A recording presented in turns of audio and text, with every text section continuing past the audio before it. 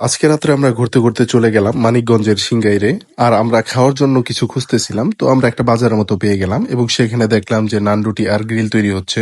Grill আর নান রুটি দেখতে খুবই জোস লাগতেছিল আর খেতে অবশ্যই ভালোই লাগবে। তো আর দেরি না করে চটপট আমরা গ্রিল আর নান রুটি অর্ডার দিয়ে ফেললাম।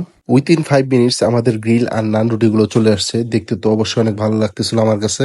আর এই গ্রিলটা হচ্ছে একটু ডিফারেন্ট টাইপের। এট ফার্স্ট চিকেনকে গ্রিল করা হয়, দেন এটাকে ছোট ছোট পিসে কাটা হয়, দেন পেঁয়াজ মরিচ দিয়ে এটাকে আবার ফ্রাই করা হয়। তো আমি একটু নান রুটি ছেড়ে নিলাম এবং একটু গ্রিল নিয়ে নিলাম এবং ফার্স্ট বাইটটা নিয়ে নিলাম।